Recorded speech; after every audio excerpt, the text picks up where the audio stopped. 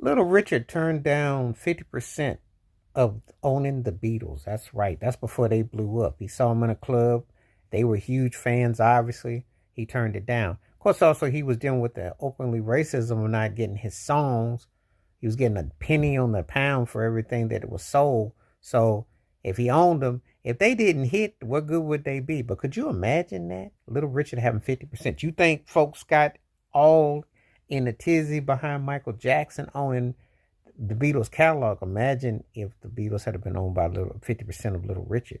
Wouldn't that have been something? But you see, back then, the love that they had for his music, and he is one of the kings of rock and roll. Everybody covered that man from head to toe.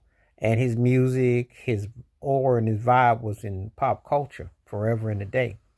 It's just that complexion for protection, people got more doing his music than he did. Pat Boone made a ton of money by doing corny versions of Tutti Frutti.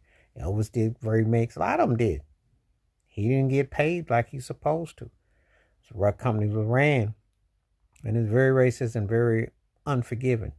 So, would that have been now think about it. You didn't get any money from your ruckus, but what would have landed if you'd have gotten 50% of the Beatles? What would that have been like for you? Well, history would have painted a different totality, and he probably would have been sitting like a king had he really seated like a king had he took that on. He didn't know, but anyway, it's a very compelling story to read that. When you think about it, like wow, because you just think about artists having so much say or not having no say, and that he could have had that. That's but I can respect that because you don't want to do unto others that things have been done to you. So I so get that, and I understand that hit all the way.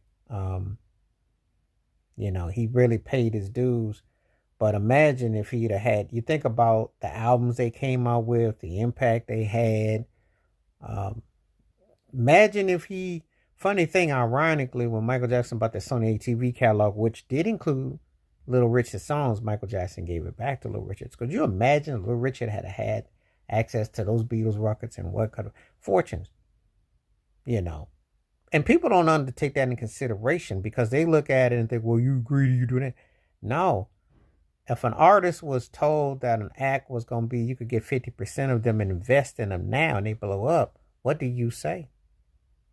It's unheard of for that to happen in the modern context. It really is. It's unheard of for that to be, because so many things are so different.